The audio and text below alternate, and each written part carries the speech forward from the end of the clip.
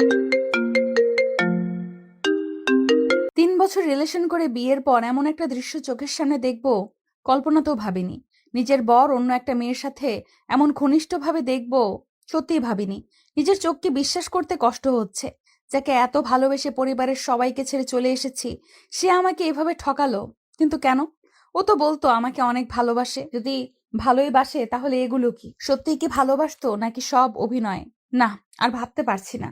আর দাঁড়ালাম না, নিচে চলে এলাম। কাল আমি আদির জন্য পরিবারের সবাইকে ছেড়ে চলে এসেছি।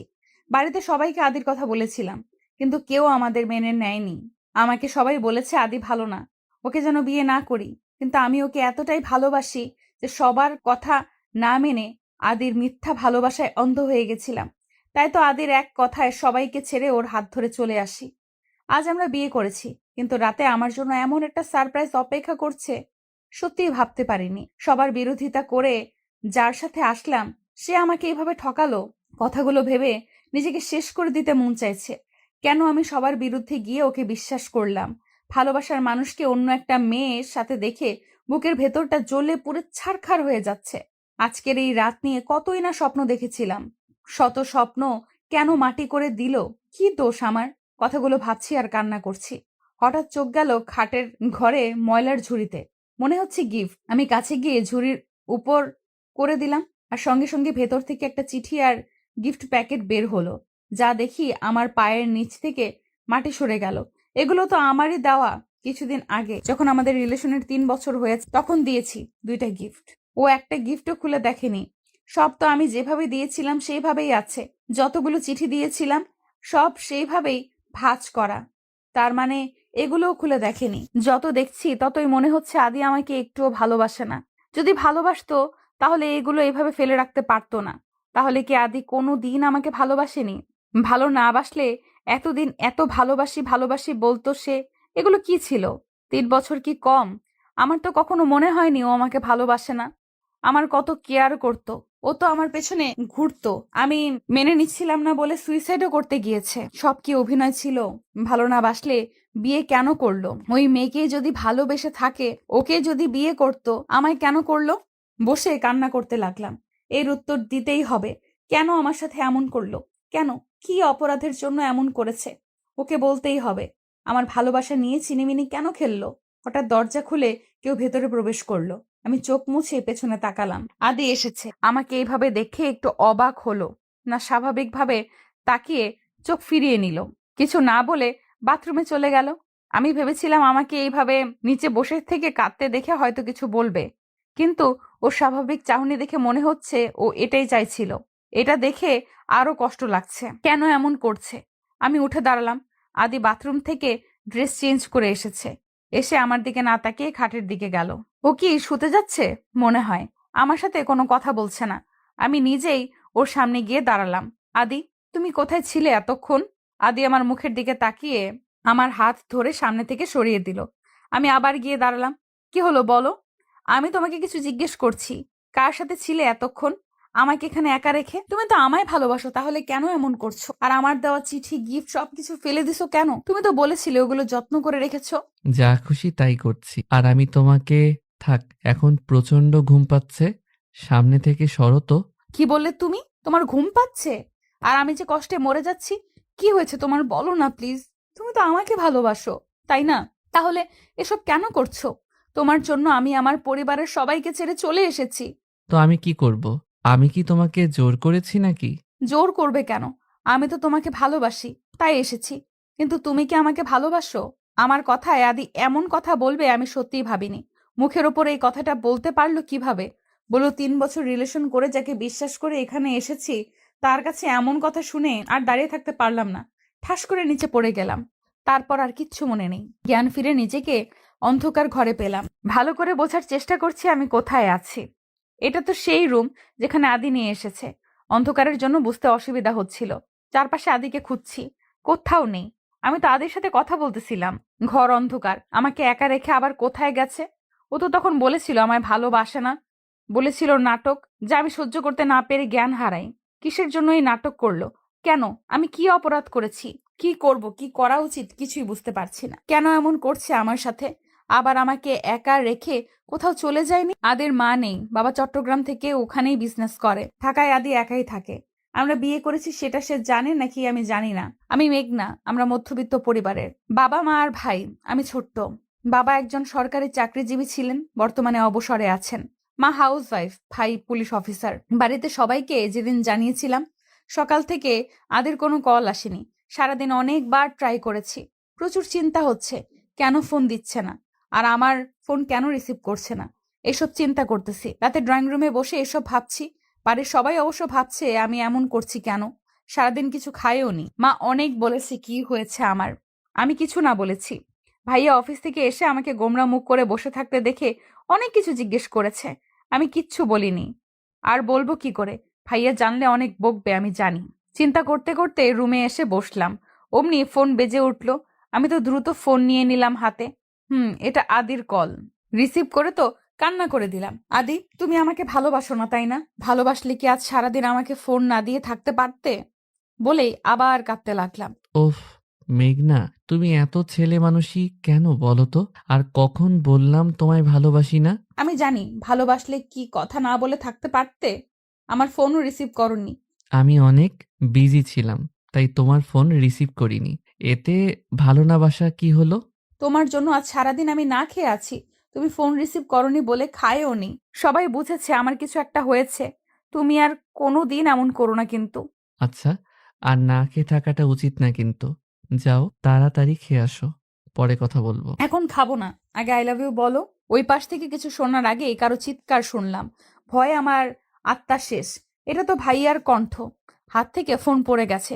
পেছনে তাকিয়ে দেখি ভাইয়া আগুন চোখে আমার দিকে তাকিয়ে আছে। ভাইয়া কি শুনে ফেলেছে? আব্বু আম্মুও কি ভাইয়ার চিৎকার শুনে দৌড়ে আসে? ভাইয়া আমার কাছে এসে ঠাস করে গালে চর বসিয়ে দিল। আমি অবাক হয়ে ভাইয়ার মুখের দিকে তাকিয়ে আছি। ভাইয়া এত সহজে মারে না। আমি খুব বড় কোনো অন্যায় করলে এমন জোরে মারে। তার মানে ভাইয়া সব শুনেছে। চর খেয়ে যে ব্যথা পেয়েছি, তার থেকে বেশি ভয় লাগছে ভাইয়া সব শুনে ফেলেছে বলে। কার সাথে কথা বলছিলি বল? তার জন্য না খেয়ে আসিস? কি হলো, কথা বলিস না কেন? তোমাকে আদর দিয়ে বাদর তৈরি করা হয়েছে, নইলে এসব করতে পারতে না। আমি চুপ করে চোখের জল ফেলছি, আর ভাইয়া আমাকে কথা শুনিয়েই যাচ্ছে। আব্বু এসে জিজ্ঞেস করছে কেন এমন করছে। তোমার মেয়ে কোনো এক ছেলেকে আই লাভ ইউ বলছিল ফোনে, আর তার জন্য নাকি না খেয়ে বসে আছে। সবাই মিলে আমাকে এতগুলো কথা শুনিয়ে চলে গেল। যাওয়ার আগে ফোনটাও নিয়ে গেল। এত কথাগুলো শুনেও আমার খারাপ লাগেনি, কষ্ট লাগেনি। কষ্ট লাগছিল ফোনটা নিয়ে গেছিল বলে। দুদিন আদের সাথে যোগাযোগ করতে পারিনি, ফোন কোনোভাবে নিতে পারছিলাম না। হঠাৎ কারো কথায় বাস্তবে ফিরলাম। তাকিয়ে দেখি আদি, সাথে একটা লোক, মনে হচ্ছে ডাক্তার। তাহলে আদি কি ডাক্তার আনতে গেছিল? আমাকে যদি ভালো না বাসে তাহলে ডাক্তার আনতে কেন গিয়েছিল? ডাক্তার আমাকে দেখে বলল না খেয়ে থাকার জন্য জ্ঞান হারিয়েছিলাম। তারপর ডাক্তার চলে গেল, আদিও সাথে গেল। সকালে বাড়ি থেকে না খেয়ে বের হয়েছিলাম। এখানে আসার পর আদি আমাকে একবার খেতে বলেছিল, আমি না করেছিলাম, আর খাওয়া হয়নি। এরপর আদি হাতে খাবার নিয়ে এলো, আমার সামনে খাবার রেখে খেতে বলল। আমাকে ভালো না বাসলে বিয়ে কেন করলে? আবার এখন সেবা যত্ন কেন করছো? ওই মেয়েকে যাকে নিয়ে তুমি ছাদে ছিলে, আর সে গেল কোথায়? তোমার কোনো কথার উত্তর আমি দেব না। শুধু এইটুকু জেনে রাখো, আমি তোমায় ভালোবাসি না। আগে যা ছিল সব নাটক, আর সেই নাটকটা করেছি তোমাকে বিয়ে করে কষ্ট দেওয়ার জন্য। আচ্ছা, কষ্ট না দিয়ে খাওয়াচ্ছ কেন? কষ্ট দাও, আমি জানি তুমি আমাকে ভালোবাসো, কিন্তু কেন স্বীকার করছো না? এটা তোমার ভুল ধারণা, তা খুব শীঘ্রই বুঝবে। আর খাওয়াচ্ছি কেন, না খাওয়ালে তোমাকে শাস্তি দেব কিভাবে? বলে জোর করে খাওয়াতে লাগলো। আমাকে খাইয়ে দিয়ে সোফায় শুয়ে পড়লো, আর আমি অবাক হয়ে তাকিয়ে আছি। তুমি সোফায় শুলে কেন? এখানে আসো। তোমার সাথে শুতে যাব আমি। চুপচাপ ঘুমিয়ে পড়ো, কাল থেকে অন্য রুমে শোবে। কেন অন্য রুমে শুবো? আমি এখানে থেকে কোথাও যাব না, আর তুমিও আমার সাথে ঘুমাবে। বলে উঠে গিয়ে দাঁড়ালাম আদির সামনে। কি হলো, আসো, খাটে আসো। তুমি আমার হাজবেন্ড, তোমাকে আমি আমার সাথেই ঘুমাতে হবে, ভালো না বাসলেও। আদি আমার কথা কানে না নিয়ে চোখ বুজে শুয়ে পড়ল। আমি নীরব ভাবে তাকিয়ে দেখছি কি করা যায়। বাথরুমে গিয়ে পানি এনে আদির শরীরে ঢেলে দিলাম। হঠাৎ এমন হওয়ায় চিৎকার করে উঠে দাঁড়ালো। আমি তো হেসেই শেষ। আমার হাসি দেখে রেগে তাকিয়ে, এটা কি করলে তুমি? আমি এখন ঘুমাবো কোথায়? অন্য রুমও অপরিষ্কার, যে সেখানে যাব। তোমার জন্য এগুলো হয়েছে। তুমি নিচে শোবে আর আমি খাটে। কথাটা বলেই খাটে শুয়ে পড়ল। আমিও খাটের দিকে এগিয়ে গেলাম। একদম খাটে আসবে না। নিচে অথবা ভেজা সোফায় শুয়ে পড়ো। তুমি নষ্ট করেছো, এখন তুমি কাজ করো। আমি আদির কথা কানে না তুলে খাটে শুয়ে পড়লাম। আমাকে শুতে দেখে আদি উঠতে লাগলো। আমি ওর হাত টেনে ধরে রাখলাম। প্লিজ আদি, যেও না। আমার না খুব খারাপ লাগছে, সত্যি অনেক খারাপ লাগছে। তুমি আমাকে ধোকা দিবে আমি এখনো বিশ্বাস করিনি। এগুলো সব মিথ্যা, তাই না বলো? সব মিথ্যে। তুমি আমাকেই ভালোবাসো। সব সত্যি মেঘনা, আমি সত্যি তোমাকে ভালোবাসি না। কক্ষনো না, তুমি আমাকে ঠকাতে পারো না। আমি তোমার জন্য পরিবারের সবার বিরুদ্ধে গিয়েছি। কেন এমন করলে? ভালো না বাসলে কেন ঠকালে? বলো প্লিজ। বলবো, কিন্তু এখন না। এখন বলো প্লিজ, কি এমন কারণ যার জন্য আমার জীবনটা নষ্ট করে দিলে? তোমাকে কথা দিতে হবে একটা। কি কথা? আমি সব দিতে রাজি, তবুও বলো আমার কি অপরাধ যার জন্য আমাকে এভাবে ঠকালে? এখন আমি কিছু বলবো না মেঘনা। যেদিন তুমি সব জানবে সেদিন আমার লাইফ থেকে তোমাকে চিরদিনের জন্য চলে যেতে। আদি, এমন একটা কথা তুমি বলতে পারলে? আমি তোমাকে ছেড়ে চলে যাব? এটা কখনো, তোমাকে ছাড়া আমি থাকতে পারবো না। প্লিজ অন্য কিছু বলো। আর আমি কোথায় যাব বলো? বাড়িতে কেউ আমাকে উঠতে দেবে না। এখন তুমি ছাড়া আর কে আছে আমার? তাহলে আমি কিছু বলতেও পারবো না। যেদিন যেতে পারবে সেদিন শুনতে এসো। কথাটা বলে উঠতে লাগলো। আমার খুব ঘুম পাচ্ছে আদি, আমি একটু ঘুমাতে চাই। এত শখ আমি নিতে পারছি না। তোমার বুকে একটু ঘুমাতে চাই বলে আদির বুকে মাথা রাখলাম। প্রথমে উঠতে চাইলেও পরে আর ওঠেনি। আমি কখন ঘুমিয়ে গেছি জানি না। সকালে নিজেকে মনে হচ্ছে কেউ বেঁধে রেখেছে। তাকিয়ে দেখি আদির বুকে আমি, আর সে আমাকে আষ্টে পৃষ্ঠে জড়িয়ে ধরে ঘুমাচ্ছে। এটা দেখে মুখে হাসি ফুটে উঠল। কাল তো আমার সাথে শুতেই চাইলো না, আর এখন এভাবে ঘুমাচ্ছে। মাথাটা উঁচু করে মুখের দিকে তাকালাম। কত মায়াবী লাগছে দেখতে। আমি তো এটাই চাইছিলাম। সকালে ঘুম থেকে আগে আদির মুখ দেখব, তা আমার পূরণ হয়েছে। কিন্তু কি কারণ আছে যার জন্য আমার সাথে আদি এমন করছে? আমাকে জানতেই হবে। কিছুক্ষণ আদির মুখের দিকে তাকিয়ে থেকে ওর কপালে একটা কিস করলাম। সাথে সাথে মনে হলো ভূমিকম্প হলো, আর আমি খাট থেকে নিচে পড়ে গেলাম। কি হলো কিছু বুঝতে পারলাম না। উফ, মাজায় ব্যথা পেয়েছি। উপরে তাকিয়ে দেখি আদি আমার দিকে আগুন চোখে তাকিয়ে আছে। হঠাৎ তো রাগের কি হলো বুঝলাম না। আমি অবাক নয়নে তাকিয়ে আছি আদির দিকে। রাগ মিশ্রিত চোখে তাকিয়ে আছে। তো ধাক্কা দেব না তো আদর করব না কি কোলে বসিয়ে রাখবো? তোমার সাহস কি করে হলো আমাকে টাচ করার? মানে কি বলতে চাইছো? তোমাকে আমি টাচ করতে পারবো না? না। কেন? তুমি আমার স্বামী। আমার পুরো অধিকার আছে তোমাকে টাচ করার। হুম, আছে, কিন্তু আমি তোমাকে সেই অধিকার দেইনি আর দেব না। আমি অন্য কাউকে ভালোবাসি। কিছুদিন পর তাকে বিয়ে করব। তোমাকে শুধু কষ্ট দেওয়ার জন্য আমি বিয়ে করেছি। খুব তাড়াতাড়ি তোমাকে ডিভোর্স দিয়ে নিশিকে বিয়ে করব। তাই আমার থেকে দূরে থাকবে। কথাটা বলেই আদি ওয়াশরুমে চলে গেল। আমার দিকে ফিরেও তাকালো না। এতটাই ঘৃণা করে আমায়। আর কি বলল? নিশিকে ভালোবাসে। কে এই নিশি? সেদিন রাতে যাকে দেখেছিলাম সেই কি নিশি? এইভাবে বলতে পারলো অন্য মেয়েকে ভালোবাসার কথা? আর কি বলল ডিভোর্স দেবে আমাকে? না, এটা কিছুতেই হতে দেব না আমি। কখনো ডিভোর্স দেব না। শত অপমান করুক, কষ্ট দিক, আমি আদিকে ছেড়ে কোথাও যাব না। আমাকে খুঁজে বের করতে হবে কি কারণে এত ঘৃণা আদি মনে আমার জন্য। বাড়ির কথা খুব মনে পড়ছে। মা, বাবা, ভাইয়া সবাই কেমন আছে? সবাই আমাকে হয়তো ঘৃণা করছে, আর ভালোবাসবে না কেউ আমাকে। সবাইকে পর করে চলে এসেছিলাম যার হাত ধরে বিশ্বাস করে, সেও তো আমাকে কষ্ট দিচ্ছে। আদি আমাকে বাড়ি থেকে তাড়িয়ে দিলে কোথায় যাব? আমার বাড়িতে যাওয়ার মুখ নেই। কারোর সামনে যেতে পারবো না। খুব তাড়াতাড়ি এসব জানতে হবে। পুরো শরীর ব্যথা হয়ে গেছে, উঠতেও পারছি না। আগে আমি একটু ব্যথা পেলে আদি পাগলের মতো হয়ে যেত, আর এখন নিজেই ব্যথা দিচ্ছে। কেন এত বদলে গেলে তুমি আদি? আবার আগের মতো হয়ে যাও না। কি হলো? এখনো সেখানেই বসে আছো কেন? যাও, ফ্রেশ হয়ে রান্না করো। আমি অফিসে যাব। আর একদম ন্যাকা কান্না কাঁদবে না। আমার অসহ্য লাগে এসব। আমার কান্না তোমার কাছে অসহ্য লাগছে? হ্যাঁ। ভালো। আর কি যেন বললে? তুমি ভালো করে জানো আমি রান্না করতে পারি না। পারো না বললে তো হবে না। আমার এখন খিদে পেয়েছে। যাও তাড়াতাড়ি রান্না করো। দরকার পড়লে অনলাইন দেখে নাও, তবুও তোমাকেই রান্না করতে হবে।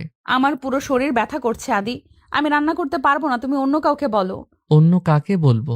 এখানে আমি আর তুমি ছাড়া কেউ নেই। সো তোমাকেই রাঁধতে হবে। কেউ নেই মানে? তাহলে কাজ করবে কে? কেন, তুমি করবে? আমি করব? তুমি তাড়াতাড়ি যাও, নইলে আমি তো বাইরে গিয়ে খেতে পারবো। কিন্তু তুমি কি খাবে? নিজের খিদে লাগলে রান্না করো। বলেই আদি রেডি হতে লাগলো। আমি কষ্ট করে উঠে বাথরুমে গেলাম, গোসল করে পড়লাম মহা বিপদে। এখন কি পরবো? আমার তো এখানে জামা কাপড়ও নেই। শীত করছে কিন্তু বের হতে পারছি না। আদি রুমে আছে। কি হলো, আজ কি আর বের হবে না নাকি? এতক্ষণ লাগে কারো? আমি কিন্তু বসে আছি, না খেয়ে যাব না। তাড়াতাড়ি আসো, রান্না তোমাকে করতেই হবে। আমার ড্রেস আনিনি, প্লিজ দাও না, নয়তো বের হতে পারবো না। কি মেয়ে তুমি? কেউ ড্রেস ছাড়া গোসল করে? প্লিজ দাও না, আমার মনে ছিল না। দরজাটা খুলো। দরজা খুলবো কেন? আপনি না আমাকে বউ বলে মানেন না, তাহলে এটা কিন্তু ঠিক না। আমার তো তোমাকে দেখার ইচ্ছে নেই, তোমার ড্রেস নেওয়ার জন্য দরজা খুলতে বলছি। ও, দরজা খুলে একটু ফাঁক করে হাত বের করে জামা নিলাম। কিছুক্ষণ পর এত সময় লাগে রান্না করতে? তুমি তো অকর্মার ঢেকি, তোমার আগে কাউকে দেখিনি। নিজে রান্না করে খান, তাহলে আমাকে দিয়েছেন কেন রাত্রে? অনেক কষ্টে রুটি আর ডিম ভাজলাম, জীবনে ফার্স্ট রান্না করলাম। রুটিটা পুড়ে পুড়ে গেছে, কিন্তু রান্না করেছি এই অনেক। হাতে ছ্যাঁকাও খেয়েছি। খাবার নিয়ে আদির সামনে রাখলাম। অনেক খুশি হয়েই গেলাম, কিন্তু খুশি বেশিক্ষণ থাকলো না। এগুলো কি, সব তো পুড়ে গেছে, এসব কি খাওয়া যায়? বলেই সব ফেলে দিল। আমি ভেবেছিলাম আমার রান্না যেমনই হোক আদি মজা করে খাবে, কিন্তু আমার সমস্ত বিশ্বাস ভেঙে ফেলে দিল। তারপর চলে গেল। আমি সব আবার উঠিয়ে প্লেটে রাখলাম। চোখের পানি বাদ মানছে না। এত অবহেলা মেনে নেওয়া যায়? খিদে পেয়েছিল এখন, আর খাওয়ার ইচ্ছেও নেই। রুমে এসে শুয়ে পড়লাম। অনেক খারাপ লাগছে, একটু ঘুমানো দরকার। বিকেলের দিকে ঘুম থেকে উঠে এখন আর নড়তে পারছি না। এত খিদে পেয়েছে যে আমি নড়তেও পারছি না। এমনিতে আমার খিদে সহ্য করতে পারি না আমি। আর আজ সারাদিন না খেয়ে আছি। এইরকম কোন রকম উঠে বাইরে এলাম। সিঁড়ি দিয়ে নামতেও পারছি না, এত দুর্বল লাগছে। মনে হচ্ছে এক্ষুনি পড়ে যাব। নিচে গিয়ে পুরো রুটি আর ডিম নিয়ে বসলাম। একটু ছিঁড়ে মুখে দিলাম। ছি, কি খারাপ হয়েছে খেতে। এগুলো কি খাওয়া যায়? তাও খিদে বেশি পেয়েছে বলে অনেক কষ্টে একটু খেলাম। ফোনও নেই যে আদিকে কল করব। একা একা এখন খারাপ লাগছে। ঘুমিয়েছিলাম বলে এতক্ষণ কোনো রকম লাগেনি। এখন বুঝতে পারছি বাড়িটা কত নিস্তব্ধ। দরজা খুলে বাইরে আসলাম। দারোয়ান আছে একজন, এছাড়া আর কেউ নেই। বিকেল হয়েছে বলে সে বাগানে পানি দিচ্ছে। আমি এগিয়ে গেলাম তার সাথে একটু কথা বলার জন্য। আর তো কেউ নেই কথা বলার মতো। বাগানটা সুন্দর, আদি করেছে। মনে হয় সব ধরনের ফুল আছে। দারোয়ান কাকা আমাকে দেখে দৌড়ে এলো। কিছু বুঝলাম না, এমন দৌড়ে আসার কি আছে? কি হয়েছে কাকা, আপনি দৌড়াদৌড়ি করছেন কেন? অবাক হয়ে। আপনি এখানে কেন? কিছু কি হয়েছে? কোনো দরকার থাকলে আমি যেতাম। আপনি কষ্ট করতে গেলেন কেন? এত ব্যস্ত হওয়ার কিছু নেই, আমি এমনিই এসেছি। বাড়িতে কেউ নেই তো, তাই একা একা ভালো লাগছিল না, তাই আপনার সাথে পরিচিত হতে এলাম। ও আচ্ছা, আর কখনো এভাবে বাইরে আইসেন না। আদি বাবা জানলে আমারে অনেক বকবে। এখন ভিতরে চলে যান। এত ভয় পাচ্ছেন কেন? আর বকবে কেন? আমি তো ঘুরতে এসেছি। সে আর কিছু না বলে চলে গেল। এত ভয় পাওয়ার কি আছে? ঘুরতেই তো এসেছি। দেখলাম সে গেটের কাছে গিয়ে তালা দিল ভালো করে, তারপর আবার গাছে পানি দিতে লাগলো। এখন বুঝলাম ভয়ের কারণ। আদি নিশ্চয়ই বলে গেছে আমি যেন বাড়ি থেকে না বের হই। তার মানে আদি ভেবেছে আমি পালিয়ে যাব। সত্যি কত বোকা আদি, আমি নাকি পালিয়ে যাব? এটা তো কখনো হবে না, শত কষ্ট দিক। আমি তো এত সহজে যাচ্ছি না। যাকে ভালোবাসি, যার হাত ধরে বাড়ির সবাইকে ছেড়ে এসেছি, সে কেন আমার সাথে এমন করছে সব না জেনেই চলে যাব? অসম্ভব। কথাগুলো ভেবে ভেতরে চলে এলাম। রাত 8টা বাজে, এখন পর্যন্ত আদি বাড়ি আসে নাই। এত বড় একটা বাড়িতে আমি একা ভয়ে ভয়ে আছি। কখন আসবে কে জানে। ওর কি একটু চিন্তা হচ্ছে না আমি কিভাবে আছি, কি করছি? এত পাষাণ হয়েছে ও। 9টার দিকে আদি বাড়ি এলো। মনে হয় অনেক পরিশ্রম করেছে দেখে অনেক টায়ার্ড লাগছে। এসে বাথরুমে গিয়ে গোসল সেরে এলো। তারপর ডাস করে খাটে শুয়ে পড়ল। আমি ওর মাথার কাছে গিয়ে বসলাম। তারপর মাথা টিপে দিতে লাগলাম। ও আমার হাত নিজের হাতের মুঠোয় নিয়ে বিড়বিড় করে কি যেন বলতে লাগলো। তারপর হাতটা ওর বুকে চেপে ধরলো। আমি ওর কথা বোঝার জন্য কানটা ওর মুখের কাছে এগিয়ে নিলাম, কিন্তু কিছুই বুঝতে পারছি না। আদি কি বলছো? আমি তো কিছুই বুঝছি না। এখন আর কথা বলছে না। মুখের দিকে তাকিয়ে দেখি ঘুমিয়ে গেছে। কি বলতেছিল আদি? শুধু ধোকা দিয়েছে কেন? এটা বুঝেছি, কে কাকে ধোকা দিয়েছে। খেয়ে এসেছে নাকি কে জানে। নিচে এসে কি করা যায় ভাবছি। পুরো কিচেন ঘুরে নুডলস পেলাম। আমার অনেক পছন্দ। আম্মু যখন রান্না করতো আমি দাঁড়িয়ে থাকতাম আম্মুর পাশে, কারণ ভাইয়াও নুডলস খাওয়া নিয়ে ঝগড়া করতাম সব সময় দুজন। আম্মুর রান্না মনে করে নুডলস রাঁধলাম। একটু খেয়ে দেখলাম ভালো হয়েছে, খাওয়া যাবে। প্লেটে করে রুমে এসে দেখলাম এখনো শুয়ে আছে আদি। আমি কাছে গিয়ে কয়েকবার ডাকলাম, কোনো সাড়া শব্দ নেই। হাত দিয়ে ধাক্কা দিলাম। এ কি, শরীর এত গরম? ভালো করে মাথায় ঘাড়ে হাত দিয়ে দেখি প্রচন্ড গরম। তার মানে আদির জ্বর এসেছে। এত জ্বর, এখন কি করব আমি? আমি তো কাউকে চিনিও না। এখনকার ডাক্তার পাবো কই? আমার জ্বর আসলে আম্মু পানি ভিজিয়ে দিত, আমিও তাই করি, দেখি কাজ হয় নাকি। অনেকক্ষণ দিলাম কিন্তু কিছুই হচ্ছে না। আদির নাম্বার নিয়ে দারোয়ান কাকাকে ফোন দিলাম, সেও ফোন ধরছে না। কয়েকবার দিয়ে রেখে দিলাম, মনে হয় ঘুমিয়ে পড়েছে। একটু পর কলিং বেল বাজানোর শব্দ পেলাম। এত রাতে আবার কে এলো? দরজার কাছে এসে বললাম, কে? ম্যাডাম, আমি শফিক, আপনাদের দারোয়ান। আমাকে ফোন দিয়েছিল আদি বাবা। ও আপনি? আপনি তো আমার ফোন রিসিভ করছিলেন না। দরজা খুললাম। কি হয়েছে ম্যাডাম? এত রাতে ফোন দিয়েছিল কেন আদি বাবা? আদি না, আমি দিয়েছি। কেন, কি হয়েছে? আদির অনেক জ্বর এসেছে, আমি কি করব ভেবে পাচ্ছি না। আপনি একটু ডাক্তারকে খবর দিতে পারবেন? পারবো। আপনি এত চিন্তা করেন না, আমি আসছি। একটু পর শফিক ডাক্তার নিয়ে আসে। দুদিন জ্বর থাকে আদির। এত কষ্ট হচ্ছিল ওর, উঠতে পারে নাই। আমাকে কিছু বলেও নি। এই দুদিন আমি ওর সাথেই থেকেছি। দারোয়ান কাকাকে বলে বাইরের খাবার আনিয়ে খাইয়েছি। এদিকে আমার বাবা মা মেয়ের চিন্তায় শেষ। আমার মেয়েটা কোথায় চলে গেল? 4 দিন হয়ে গেছে মেয়েটা নিখোঁজ। তুমি যদি মেনে নিতে ওই ছেলেকে, তাহলে আজ মেয়েটা চলে যেত না। কোথায় আছে, কি করছে, কে জানে। বলেই কান্না করতে লাগলো রুমা বেগম, মানে আমার মা। রেগে কথাগুলো বলল মহিউদ্দিন, আমার বাবা। ওই মেয়ের জন্য কেঁদে কি হবে? সে কি আমাদের কথা ভেবেছে? নিজের জন্য আমাদেরকে পর করে অন্য একটা ছেলের হাত ধরে চলে গেছে। ওই মেয়ের জন্য আর কাঁদবে না। তুমি বুঝবে না, মায়ের মন। মেয়ে শত খারাপ হলেও মা কখনো তাকে ভুলতে পারে না। আমিও পারবো না। তুমি আমার মেয়েকে ফিরিয়ে দাও। ওর যার সাথে খুশি থাক, মেনে নাও। 2 দিন তো কম খুঁজলাম না, আর ওর নাম মুখে আনবে না। বলেই উঠে চলে গেল। আমার মা আমার জন্য কষ্ট পাচ্ছে। মেয়েরা এমনই হয়, সন্তান শত ভুল করলেও ক্ষমা করে দেয়। আমার ভাই অফিস থেকে সোজা চলে গেছে বন্ধুদের সাথে আড্ডাখানায়। কিরে মেঘ, তুই এইখানে কেন? বন্ধু ছাড়া তো আসিস না। আজ একেবারে অফিস থেকে এইখানে চলে এলি? কিছু না বলে মদের বোতল হাতে নিয়ে খেতে লাগলো। এটা কি করছিস আজ? এগুলো খাচ্ছিস কেন? বাড়ি যাবি না? আংটি তোকে এভাবে এখন দেখলে অনেক কষ্ট পাবে। কিন্তু এমনিতেই মেঘনাকে খুঁজে পাওয়া যাচ্ছে না।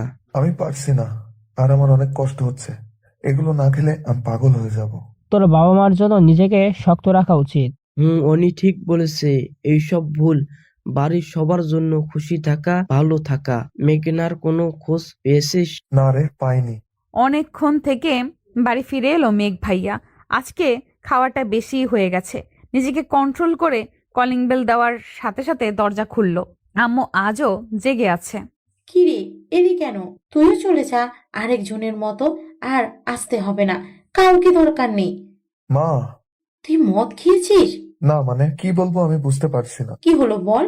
এগুলো খেয়ে বাড়ি আসার আগে আমার জন্য বিষ নিয়ে আসতি। তোদের জন্য কি কোনো দিন শান্তি পাবো না? একজন চলে গেছে ভালোবেসে, আর একজন দেবদাস হয়ে ঘুরছে। বলেই আম্মু কাঁদতে কাঁদতে চলে গেল। আমি নিজের রুমে চলে আসলাম। সত্যি কি অনেক খারাপ হয়ে গেছি? কিন্তু কেন? ভালোবেসে? অতীতের পাতায় ডুব দিল ভাইয়া। কিরে, না খেয়ে বেরিয়ে যাচ্ছিস যে? একটু আগে তো খেলাম, আবার খাবো কি বলছো? 10টায় খেয়েছি, আর এখন মাত্র 11টা বাজে। ভাইয়া বিরক্ত হয়ে কথাটা বলল। সে তার মাকে চেনে, কোথাও যেতে গেলে সব সময় এমনই করে। তাই কি হয়েছে? খেয়েছিস বলে একটু পর তো আবার খিদে পাবে। আমি আর খাবার টিফিনে বক্সে বেড়ে রেখেছি, ওটা নিয়ে যা, রাস্তায় খেয়ে নিস। কেন যে দূরে গিয়ে পড়তে হবে বুঝি না। এখানে কি পড়ার জায়গা নেই যে চট্টগ্রামে যেতে হবে? কথাগুলো বলেই কান্না কান্না ভাব করে উঠল আম্মু। মেঘ ইনোসেন্ট মুড নিয়ে বলল, উফ, আম্মু, তুমি আবার শুরু করলে। 1 বছরেরই তো ব্যাপার, এত কান্নার কি আছে? আমি তো কিছুদিন পর পর আসবো। এখন তুমি কান্না করলে আমি কি যেতে পারবো? আচ্ছা, নিজের খেয়াল রাখবি, আর সময় মতো খাওয়া দাওয়া করবি। নিজের প্রতি তো একটুও যত্ন নেস না। আর এই টিফিন বক্স ব্যাগে ভরে নে, আমি আরেক প্লেটে খাবার এনে তোকে খাইয়ে দিব। আমি সত্যি এখন যেতে পারবো না। তুমি টিফিনটা দাও, নিয়ে যাচ্ছি। মেঘনা কই? ওকে দেখছি না যে। কই আর থাকবে, রাগ করে বসে আছে ঘরে। বোনের রাগ ভাঙাতে ঘরে গেলাম। ওরে বাবা, রেগে আমার দিকে তাকাচ্ছেও না। আমি সামনে গিয়ে কানে ধরে সরি বললাম, কাজ হলো না। মেঘনা আমাকে ছাড়া একটুও থাকতে পারে না। ও যদি জানে চলে যাব, তাহলে না খেয়ে থাকতো। তাই ভেবেছি না জানিয়ে যাব। কিন্তু সকালে সব জেনে গেছে। কি হলো, কথা বলবি না আমার সাথে? সরি বললাম তো, এখন কি কান ধরে উঠবোস করতে হবে আমাকে? থাক, আর ভাব দেখাতে হবে না। তুমি তো আমাকে একটুও ভালোবাসো না। বাসলে কি না জানিয়ে যাওয়ার কথা ভাবতে? তুই কষ্ট পাবি তাই? আচ্ছা সরি, আর কখনো এমন করব না। এখন আমাকে হাসি মুখে বিদায় দে, নয়তো আমি যেতে পারবো না। অনেকক্ষণ ধরে মেঘনার রাগ ভাঙাতে সক্ষম হলাম। তারপর সবার থেকে বিদায় নিই, রওনা হলাম চট্টগ্রামের উদ্দেশ্যে। মাস্টার্স পড়তে যাচ্ছি চট্টগ্রামে। বাড়ির সবাইকে ছেড়ে যেতে খারাপ লাগছে, কিন্তু সরকারিভাবে পড়তে পারবো, তাই চলে এলাম। এখানে এসে আরেক বিপদ হলো। যে বাড়িতে ভাড়া থাকবো সে বলল আজকে নাকি থাকতে পারবো না, কারণ যে রুমে আমি থাকবো তাতে যারা ছিল তাদের আর চলে যাওয়ার কথা ছিল। কিন্তু একটা প্রবলেমের জন্য আরো 1 সপ্তাহ থাকতে হবে তাদের। বাড়িওয়ালা বলল, আমার জন্য তোমার কি বিপদ হলো বাবা? এখন কি করি বলো তো? এতদিন ছিল তারা, এখন তো আর বলা যায় না চলে যাও। আঙ্কেল, কিন্তু আমি এখন কোথায় যাব? আমি তো এখানে কাউকে চিনিও না, আর 7 দিন কোথায় থাকবো? আমার কাল থেকে ক্লাস করতে হবে। আচ্ছা দাঁড়াও, আমি একটা ব্যবস্থা করছি। তোমাকে অন্য এক জায়গায় থাকতে হবে। আর বন্ধু হাবিবুর এর বাসায়, ওরা ভাড়া দেয় না নিজেদের। আমি ফোন করে বলে দিচ্ছি, তুমি ওখানে যাও, 1 সপ্তাহ পর এখানে থেকো। বাড়ির সামনে দাঁড়িয়ে আছে ভাইয়া। বাড়িটা অনেক বড়, দোতলা গেটের বাইরে দাঁড়িয়ে আছে। অন্যের বাসায় যেতেও কেমন জানি লাগছে তার। হঠাৎ দারোয়ান তাকে দাঁড়িয়ে থাকতে দেখে বেরিয়ে এলো। কাকে চাই? এভাবে দাঁড়িয়ে আছেন কেন? এটা কি হাবিবুর রহমানের বাড়ি? হুম। তার সাথে কথা বলে ভেতরে ঢুকলো ভাইয়া। চারপাশে দেখছে অনেক সুন্দর বাড়িটা, একদম সাজানো গোছানো, সবকিছু দেখছিল। হঠাৎ একটা মিষ্টি কণ্ঠের গান কানে এলো। তার গানটা যেন হৃদয় ছুঁয়ে যাচ্ছে। কে গাইছে এত সুন্দর করে, জানার খুব ইচ্ছে হলো। ভাইয়ার বাড়ির ভেতরে না গিয়ে বাগানের দিকে যেতে লাগলো। ওই দিক থেকেই গানটা আসছে। এই দিকটা তো আরো সুন্দর, নানা ফুলের গাছ, 4-5 ফুলের গন্ধে মম করছে। মুগ্ধতার সাথে দেখছে আর এগিয়ে যাচ্ছে। হঠাৎ দেখলো একটা মেয়ে গান গাইছে আর নাচছে, আর অন্যদিকে যার জন্য ভাইয়া মুখ দেখতে পারছে না, ও দেখার চেষ্টা করছি, কিন্তু অন্যদিকে ঘুরে আছে। মেয়েটা একটা নীল রঙের ফ্রক আর সাদা ওড়না কোমরে বেঁধে রেখেছে, চুলগুলো বেনি করে রেখেছে। হঠাৎ নাচতে নাচতে তার দিকে ঘুরলো আর সাথে সাথে চিৎকার করে উঠলো। ভাইয়া কিছু বুঝলো না মেয়েটার সাথে, ভাইয়াও চিৎকার করে উঠলো। মেয়েটি হঠাৎ চিৎকার থামিয়ে অবাক চোখে আমার দিকে তাকালো, আর আমি মেয়েটির চোখে হারিয়ে গেছি। অসম্ভব সুন্দর দেখতে। মুগ্ধ হয়ে তাকিয়ে আছি মেয়েটির দিকে, অন্য কোনো দিক খেয়ালই নেই। হঠাৎ চেঁচামেচিতে বাস্তবে ফিরলাম। এই মিস্টার, আপনি কে? আর এভাবে চিৎকার করলেন কেন? আমি তো আপনার চিৎকার শুনে চিৎকার করলাম, আপনি চিৎকার করলেন কেন? আমি তো আপনাকে দেখেই চিৎকার করেছি, কিন্তু আপনার চিৎকারের কারণটা বুঝলাম না। আপনি কে আর এখানে কি করছেন? ওয়েট ওয়েট, আপনি কি চুরি করতে এসেছেন? অ্যাঁ? হুম, ঠিক। আমি শুনেছি এখন চোরেরাও ভালো পোশাক পরে। আসলে আমাদেরকে বোকা বানানোর জন্য মিষ্টি মিষ্টি কথা বলে, তারপর সবকিছু নিয়ে চলে যায়। কিন্তু আপনার সে আশা সফল হবে না। আমি আপনাকে চিনে ফেলেছি। আব্বু, আব্বু, কোথায় তোমরা? চোর ধরেছি। এ কোন বিপদে পড়লাম রে বাবা! এই মেয়ে তো অনেক সাংঘাতিক, আমাকে চোর বানিয়ে দিল। আব্বু, আম্মু, হাসিম কাকা, কে কোথায় আছো? তাড়াতাড়ি আসো, এদিকে আমি চোর ধরেছি। বলেই মেয়েটি ভাইয়ার হাত জাপটে ধরলো। ও বলছে চোর না, অথচ মেয়েটি ভাইয়ার কথা কানেই নিচ্ছে না, চিল্লাচিল্লি করে ডেকেই চলেছে। নিরুপায় হয়ে চুপ করে দাঁড়িয়ে আছে। একটা মধ্য মহিলায় এলো, মনে হয় মেয়েটার মা, আর সাথে আরেকজন, ইনি হয়তো এর বাবা। দৌড়ে এদের কাছে এসে দাঁড়ালো। কি হয়েছে অনু? তুই এভাবে চিল্লাচিল্লি করছিস কেন? আর এই লোকটাকে এভাবে ধরে রেখেছিস কেন? তার মানে মেয়েটার নাম অনু? আম্মু, ইনি চোর। আমি ধরেছি হাতে নাতে। দেখো, বাড়ির পেছনে দরজার দিকে যাচ্ছিল, কিন্তু আমি এখানে ছিলাম বলে যেতে পারিনি। আমি চোর না, আর কতবার বলবো? অনু রাগে চোখে তার দিকে তাকিয়ে, চোরেরা কি স্বীকার করে যে আমি চোর? আচ্ছা, ওকে তো দেখে চোর মনে হচ্ছে না, তোর হয়তো ভুল হচ্ছে অনু। আব্বু, আমার কেন ভুল হবে? সে ভালো পোশাক পরেছে বলে কি চোর হতে পারে না? আচ্ছা, তোমার নাম কি বলো তো? জি, আমি মেঘ। আপনার বাসায় 1 সপ্তাহ থাকতে এসেছিলাম, আপনাকে কি ফোন করে বলেনি? ও বলেছে কিছুক্ষণ আগে। তুমি সেই অনু? ইনি কোনো চোর না, তোমার আঙ্কেল পাঠিয়েছে। সরি বলো, না জেনে এমন হেনস্থা করা উচিত হয়নি তোমার। অনু ভাইয়ার হাত ছেড়ে কিছুটা লজ্জা পাওয়ার মতো সরি বলল, তারপর দৌড়ে চলে গেল। কিছু বুঝলো না ভাইয়া এভাবে যাওয়ার কারণ। তুমি কিছু মনে করো না ওর ব্যবহারে। আসলে কয়েকদিন আগে একজন চোর এসেছিল তোমার মতো ভালো পোশাক পরে। আমি বাড়ি ছিলাম না, সে এসে পরিচয় দিয়েছিল আমার পরিচিত।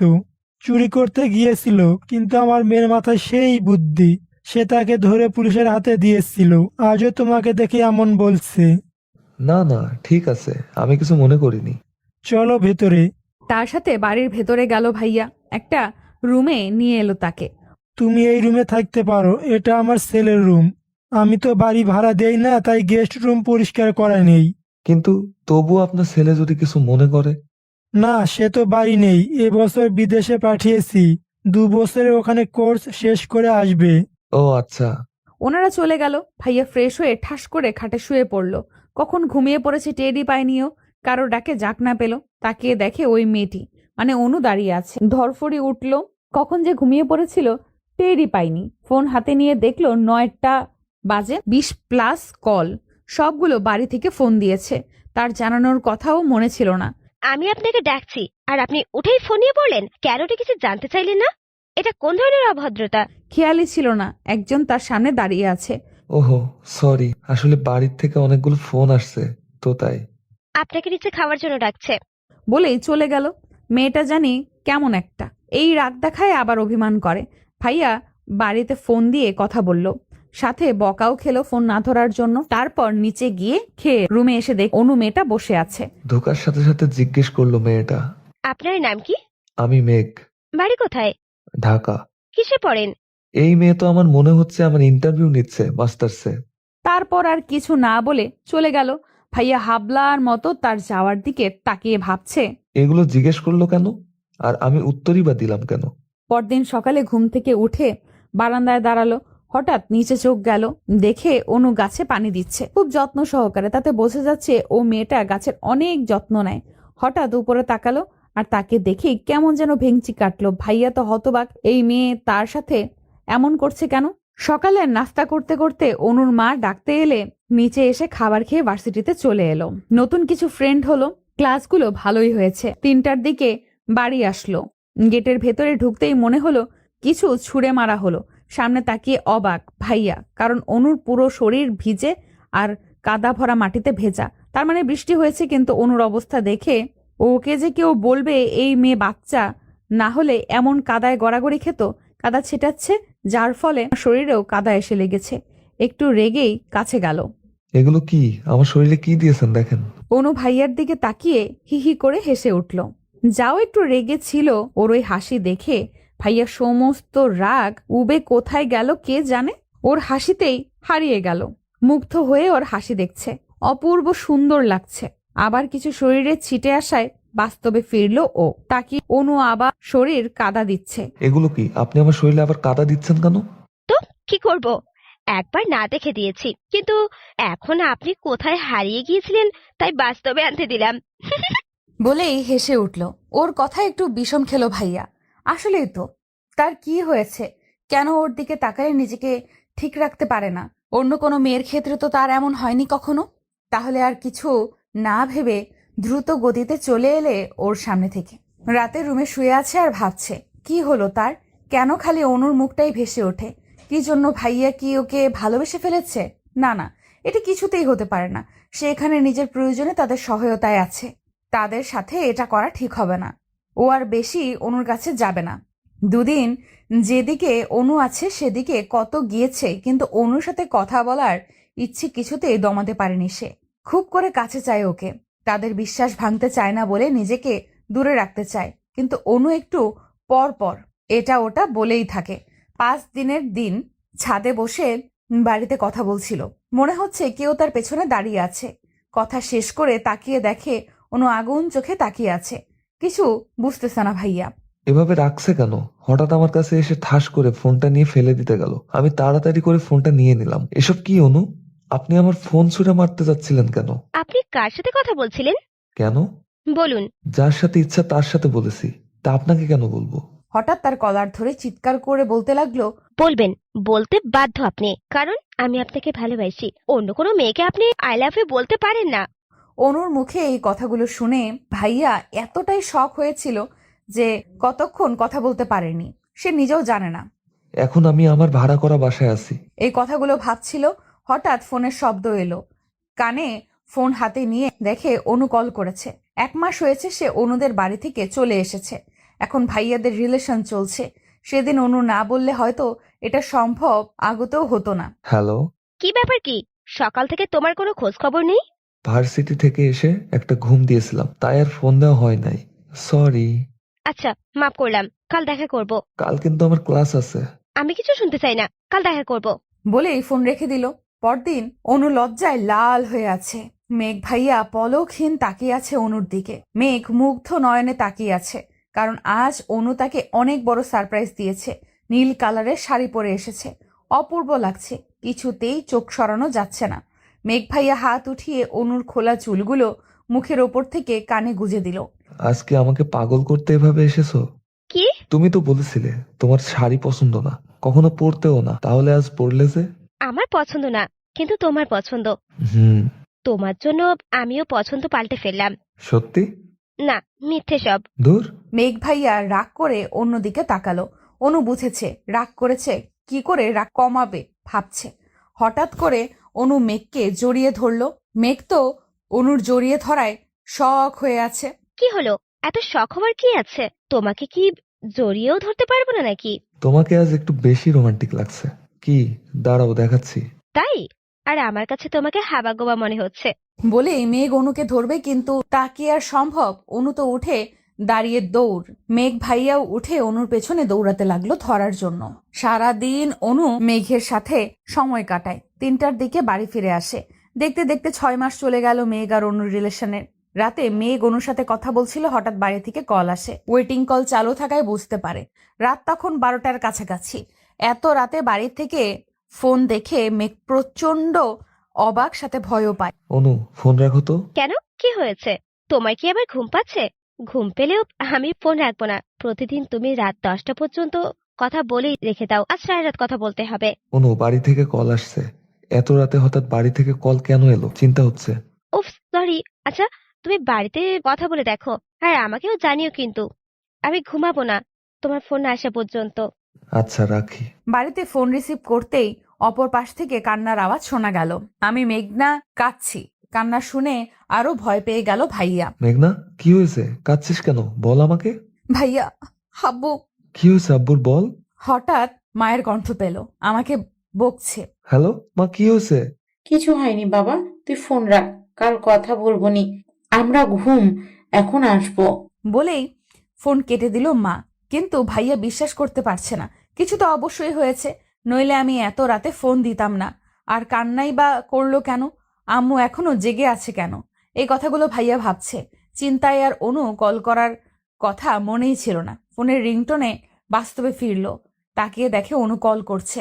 হ্যালো। তোমাকে না বললাম আমি জেগে থাকবো কলের জন্য? তুমি কল করলে না কেন? মনে ছিল না। বাড়ির কি খবর? কেন ফোন করেছিল জানো? না, কিছু বললো না, কিন্তু আমার বিশ্বাস কারো কিছু হয়েছে। এখন কি করতে চাও? কাল বাড়ি যাব। তোমার তো ক্লাস আছে। তবুও মিস দিয়েই যেতে হবে। বাড়ির জন্য চিন্তা হচ্ছে, না গিয়ে জানা পর্যন্ত আমি শান্তি পাবো না।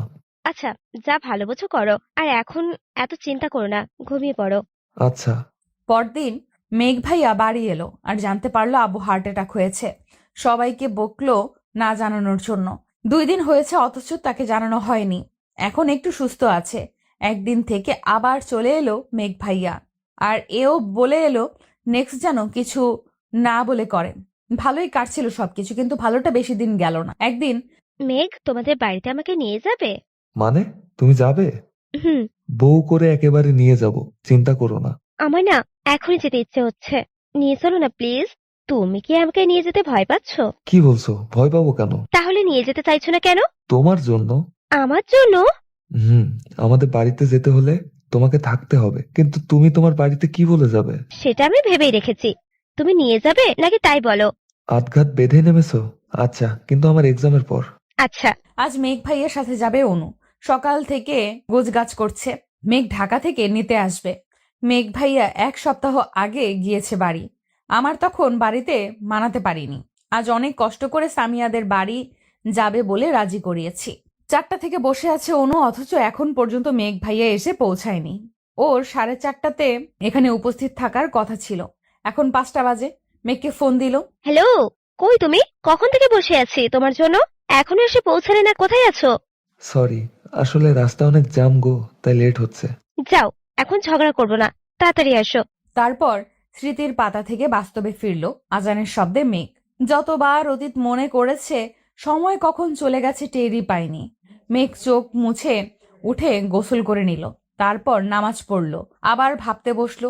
সেদিন তো আমি যেতে পারিনি অনুর কাছে। কি ঘটেছিল যে ও সুইসাইড করলো? এদিকে আমি রান্না করতেছি।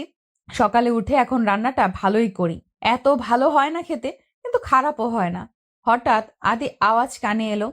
এই শুরু হয়েছে চিল্লাচিল্লি। আদি এসে খাবার টেবিলে বসেছে। আমার রান্না শেষেই খাবার নিয়ে ওর সামনে রাখলাম। সব সময় যেমন মুখটা খারাপ করে, আজও তাই করলো। বিশ্বের সবচেয়ে খারাপ রাধি আমি, এটাই বোঝায়। এতই যেহেতু খারাপ রাধি, আসিস কেন খেতে? বাইরে খেতে পারিস না? সব সময় এই খারাপ খাবারের জন্য চিল্লাচিল্লি করতেই থাকে। রেগে বিড়বিড় করছি। যতই বিড়বিড় করে বকো না কেন, তোমাকে রান্না করতেই হবে। করব না কি করব? রাগের মাথায় কথাটা বলে ফেলেছি, কিন্তু আদির দিকে তাকিয়ে আমি ভয়ে শেষ। আগুন চোখে আমার দিকে তাকিয়েছে, মনে হচ্ছে চোখ দিয়েই গিলে ফেলবে। কি বললে? ভয়ে ভয়ে। কই কিছু বলিনি তো। আমি তো বললাম সব সময় রান্না করতেই থাকবো, একদম রান্নাঘর থেকে বেরই হব না। তোমাকে আমি সারাদিনে রান্না করতে বলিনি, সব কাজই করতে হবে বাড়ির, মনে থাকে যেন। আমি আর কিছু বললাম না, চুপ করে রইলাম। আদি খাবার খেয়ে চলে গেল। আমাকে একবারের জন্য খেতে বলল না।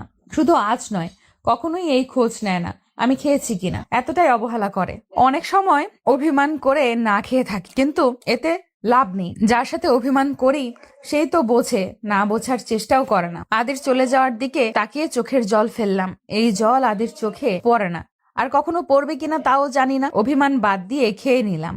সারা দিন এটা ওটা ঘুমিয়ে কাটিয়ে দিলাম। রাত 9টা বাজে। আগে 8টার দিকে চলেই আসতো আদি, ইদানিং অনেক দেরি করে আসে। আমি প্রতিদিনই ওর জন্য অপেক্ষা করতে থাকি। সোফায় বসে মাঝে মধ্যে ঘুমিয়েও পড়ি। কলিং বেলের শব্দে ধরফরিয়ে উঠি। আজও এখন পর্যন্ত আসেনি। সারাটা দিন আমি বাড়িতে কি করি, কিভাবে আছি জানার প্রয়োজন বোধ করে না। না ফোন আছে, একটা ফোনের কথা বলছিলাম বলে যেদিন বাড়ির থেকে চলে যাব সেদিন দেব। আমি আর কিছু বলিনি, যত অত্যাচার করুক আমি যাব না। 11টার দিকে বাড়ি আসলো আদি। দরজা খোলার সাথে সাথে রুমে চলে গেল। আমি পেছন পেছন আসলাম খাবে নাকি জানার জন্য। সে বলল খাবে না, খেয়ে এসেছে। আমি যে প্রতিদিন না খেয়ে অপেক্ষা করি সেটা বুঝলো, না খেয়ে আসছে। শুনে আর খেলাম না। আমিও খাবার ফ্রিজে রেখে আমি শুয়ে পড়লাম। আদি আর আমি আলাদা শুই। সারা রাত চোখের জল ফেলে কাটিয়ে দিলাম। সকালে উঠে রান্না করে নিলাম। আদি খেয়ে অফিসে যাবে, তখন বললাম, আদি আমার একটু শপিং এ যাওয়া লাগতো। কেন? কিছু কেনার ছিল, তুমি কি আজ একটু আগে আসতে পারবে? তোমার যাওয়ার সাথে আমার আগে আসার কি সম্পর্ক? আমি আর তুমি যাব, তো আগে আসলে যাবে কিভাবে? আমি কোথায় যেতে পারবো না, তোমার দরকার তুমি যাও। বলেই কয়েক কদম এগিয়ে আবার ফিরে এসে টাকা দিয়ে চলে গেল। আদি চলে গেল, ওকে নিয়ে ভেবে আর কি করব।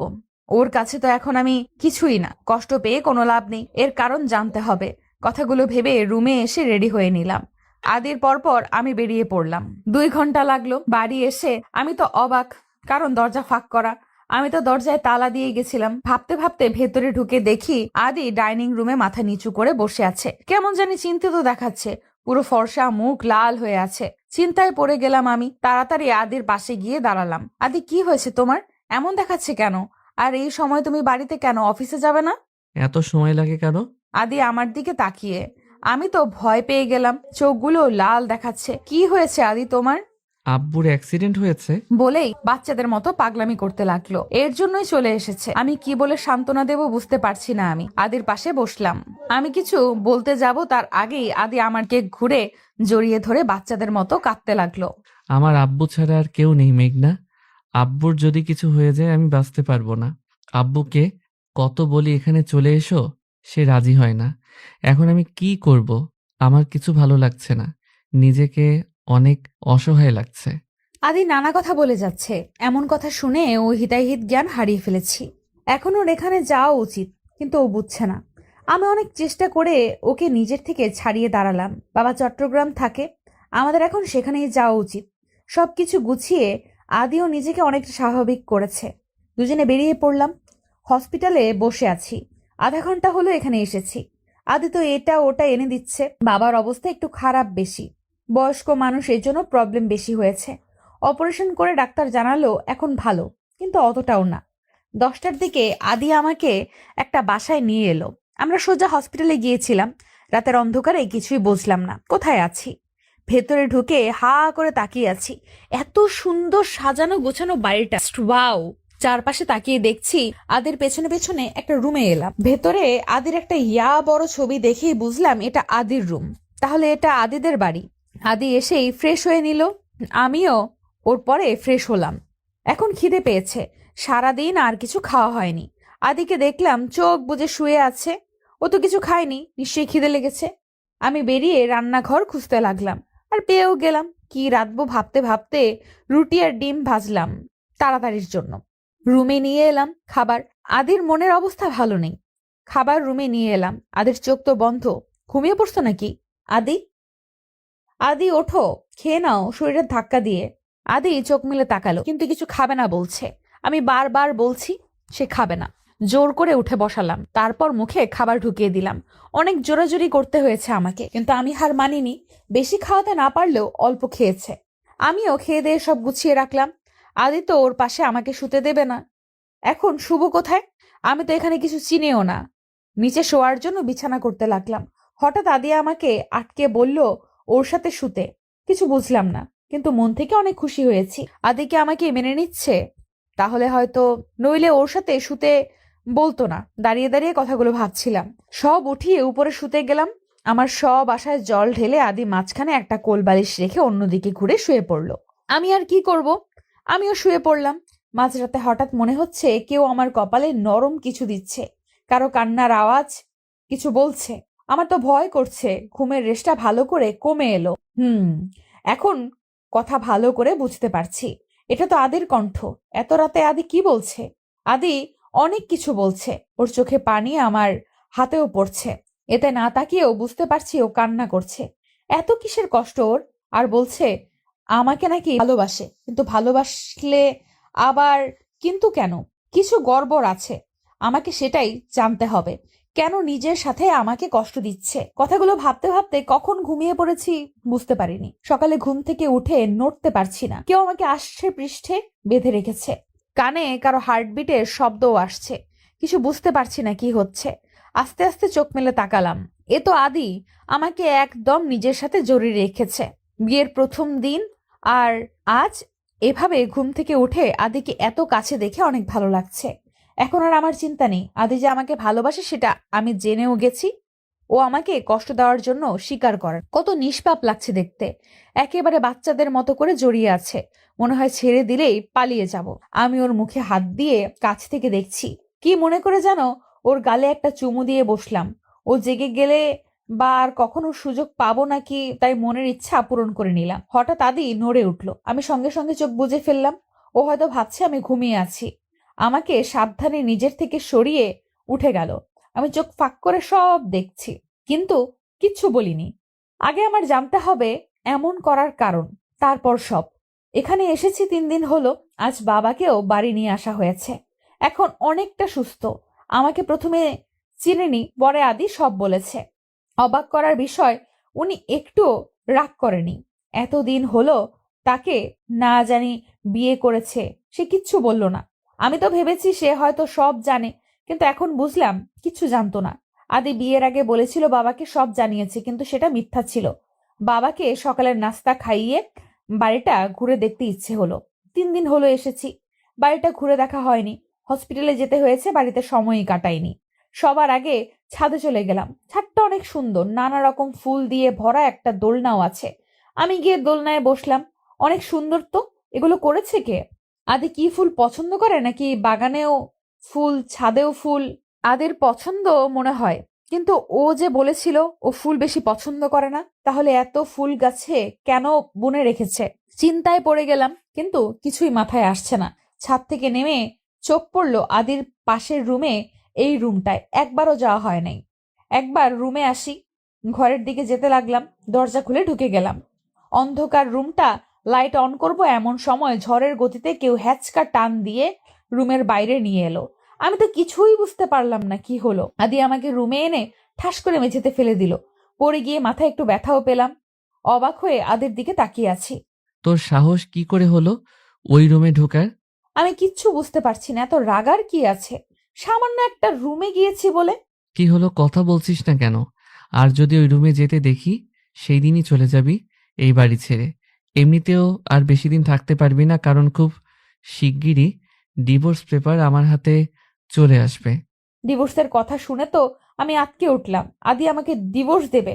আদের আর কোনো কথা আমার কানে যাচ্ছে না, শুধু একটা কথাই কানে বাজছে, ডিভোর্স। এত কিছু করেও কি আমি আদির মন ঘোরাতে পারলাম না? কি করে বলতে পারলো আদি এই কথাটা?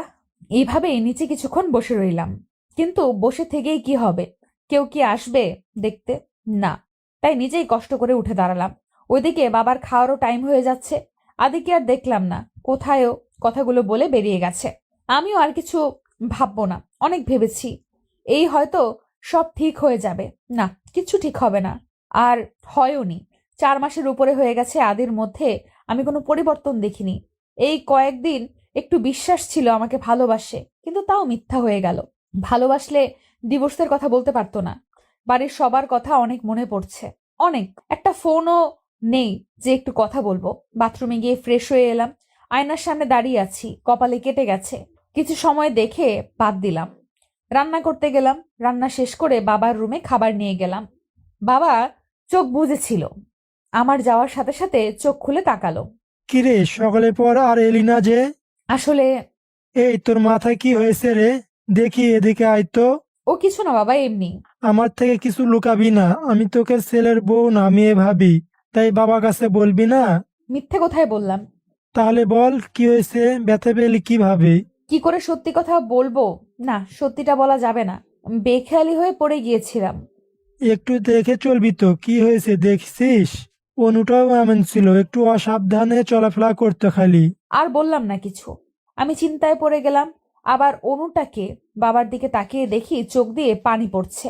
বাবা অনুকে, বাদ দে ওসব, এদিকে এসে বস তো, আমি ওষুধ লাগিয়ে দিচ্ছি। তুমি খেয়ে ওষুধ খাও তো, আমি পরে লাগিয়ে নেবনি। আমার কথা শুনলই না, জোর করে ওষুধ লাগিয়ে দিল, নিজের আব্বুর মতো করে আদর করে। কিন্তু অনু নামটা মাথা থেকে যাচ্ছে না। কে এই অনু? আর আদি বা এমন অদ্ভুত আচরণ করলো কেন? ওই রুমে যাওয়াতে কি আছে? কেন জানি মনে হচ্ছে ওই রুমে গেলে আমি অনেক প্রশ্নের উত্তর পাবো। ওই রুমে আমাকে যেতেই হবে। কথাগুলো রুমে বসে ভাবছিলাম। কারোর রুমে প্রবেশে বাস্তবে ফিরি। তাকিয়ে দেখি আদির চোখ মুখ ফুলে আছে। এসে একবার আমার দিকে তাকিয়ে বাথরুমে চলে গেল। আমি একবার তাকিয়ে চোখ ফিরিয়ে নিয়েছি। সব সময় খারাপ ব্যবহার করে। আমি কথা বলি, তবুও এবার আর না। থাক তুই তোর মতো। আনকেয়ার ভাব নিয়ে বসে আছি। আদি ফ্রেশ হয়ে এসে খাটের কোনায় বসলো। একবার আমার দিকে তাকায় তো, একবার ফোনের দিকে তাকায়। অনেকক্ষণ হয়ে গেল ওইভাবেই বসে আছে। আমিও কি করব, টপ করে শুয়ে পড়লাম। এটা হয়তো ভাবেনি যে আমি এখন শুয়ে পড়বো, কারণ আদি খাওয়ার আগে এইভাবেই বসে। আমি খেতে ডাকলেই খেতে যায়। আজ আর ডাকছি না, অবাক হয়ে তাকিয়ে আছে। আমি আর উঠিনি, আদিও ডাকেনি। মাগরিবের আজান শুনে জাগনা পেলাম। আশেপাশে তাকিয়ে দেখি আদিকে দেখতে পেলাম না। পরদিন আদি সকাল সকাল ঢাকা গেল। ওই অফিসে যেতে হবে কোন এক দরকারে। আমি আর কথাই বলিনি। এই সুযোগ ওই রুমে যাওয়ার, দেখতে হবে কি আছে। রুমের সামনে দাঁড়িয়ে আছি, ব্যথাটায় চোখ নিয়ে, কারণ সামনে তালা ঝোলানো। শিওর আদির কাজ এটা। কি করা যায় এখন? ঢুকবো কি করে? আবার রুমে এসে সব জায়গায় চাবি খুঁজতে লাগলাম। না, কোথাও নাই আদি। সকালে যে শার্ট পরেছিল ওইটা সোফায় ছিল। কি মনে করে যে ওইটা হাতে পকেটে পেয়ে গেলাম চাবিটা। খুশিতে আমার নাচতে মন চাইছে এখন। দ্রুত চাবি নিয়ে ওই রুমে ঢুকলাম। লাইট অন করে বাচ্চাদের রুমের মতো একদম পুরো রুমে পুতুল দিয়ে ভরা। আমি কি পাবো এখানে? আর রুমটা কার? এই ঘরে আসার জন্য আদি এত রিয়াক্ট করলো কেন? কিছু মাথায় আসছে না। দেওয়াল একটা ছবি দেখে অবাক হলাম। একটা মেয়ের ছবি। কে এই মেয়ে? আমার মনে হচ্ছে চিনি, কিন্তু কোথায় দেখেছি? কিছুক্ষণ ভেবেই মনে পড়ে গেল এই মেয়ের ছবিই তো ভাইয়ার ফোনে দেখেছিলাম। নাম অনু বলেছিল। কিন্তু এখানে এই মেয়ের ছবি কেন? আদির সাথে কি সম্পর্ক তার? একটা ডায়েরি চোখে পড়লো। কৌতূহল নিয়ে ডায়েরিটা হাতে নিলাম। অনুর ডায়েরি, কিন্তু এটা এখন পড়া যাবে না। ডায়েরিটা আমি নিয়ে যাই, আবার পরে রেখে যাবনি। হঠাৎ বাইরের ভেতরে কয়েকটা পেজ দেখতে পেলাম। পেজগুলো বের করে হাতে নিলাম। এটা তো এই ডায়েরির পেজ, এখানে কেন? ছেঁড়া হয়েছে মনে হচ্ছে। আমি ওই পেজগুলো নিয়ে এলাম। রান্না শেষ করে বাবার কাছে গেলাম। এখন বাবা অনেকটা সুস্থ, হাঁটাচলা করতে পারে। বাবাকে খাইয়ে দিয়ে এলাম। 3টার মতো বাজে, আমিও খেয়ে নিলাম। এখন রুমে বসে আছি। একবার ডায়েরিটা পড়ার কথা ভাবছি তো আরেকবার আদির কথা ভাবছি। এই বুঝি এসে পড়ে। না, আর বসে থাকতে ভালো লাগছে না। উঠে ডায়েরিটা নিয়ে বসলাম। এখানে তো আদির কথাও আছে। তার মানে অনু আদিরই বোন। এতদিনের সম্পর্ক ছিল, আমি জানতেই পারিনি। ডায়েরি পড়ে এটা বুঝতে পারলাম, এই সেই মেয়ে যাকে ভাইয়া ভালোবাসতো। কিন্তু সে কোথায় এখন? বিয়ের পর তো কখনো দেখিনি, আর এখানে আসার পরও না। ভাইয়া তো আর কিছু বলেনি। অনেক ডেসপারেট হয়ে গেছিল সেই ঘটনার পর। এখানে তো আমাদের বাড়ি যাব পর্যন্ত আজ। তাহলে আদি কি এই ডায়েরি পড়েই ভাইয়াকে ভুল বুঝেছে? না, আমাকে ওর ভুল ভাঙাতে হবে, কিন্তু কারণটা তো আমার জানতে হবে। আর যদি অনুর সাথে একবার আমার দেখা হতো, ওই তো বলতে পারতো। হঠাৎ ডায়েরির ছেঁড়া পেজের কথা মনে পড়লো। ওইখানে কিছু থাকতে পারে। ওই পেজগুলো নিয়ে পড়তে লাগলাম। ওই দিনের ঘটনা। অনু 7টা পর্যন্ত এখানে বসে রইল। না মেঘের আসার নাম ও গন্ধ নেই। রাগ হচ্ছে প্রচন্ড। বারবার কল করছে, কলও রিসিভ করছে না। এখন ফোনটা বন্ধও বলছে। এখন ওর রাত হয়ে গেছে। বাড়িতেও বলে এসেছে সামিয়াদের বাড়ি যাবে, কিন্তু এখান থেকে তাদের বাড়ি কাছে, সামিয়াদের বাড়ি দূরে। কিন্তু এখন বাড়ি যাওয়া যাবে না। সামিয়াকে কল করে জানিয়ে দিল ও আসছে। সামিয়া অনেক কিছু জিজ্ঞেস করতে চেয়েছিল, কিন্তু অনু বলেছে ও এসে সব বলবে। কল কেটে দিয়ে উল্টো দিকে যেতে লাগলো। সামিয়াদের বাড়ি ওই দিকেই। হঠাৎ পেছনে কারো পায়ের আওয়াজ পেল। বারবার পেছনে তাকাচ্ছে, কিন্তু কাউকে দেখছে না। এখন তার ভয় করছে, কিন্তু কি করবে? ভয় করলেও এখন যত দ্রুত সম্ভব সামিয়াদের বাড়ি যেতে হবে। রাস্তাটা পুরো জনশূন্য, কোনো মানুষের আনাগোনা দেখা যাচ্ছে না। যত এগিয়ে যাচ্ছে মানুষও কম দেখছি। আর একটু গেলেই অটো স্ট্যান্ড।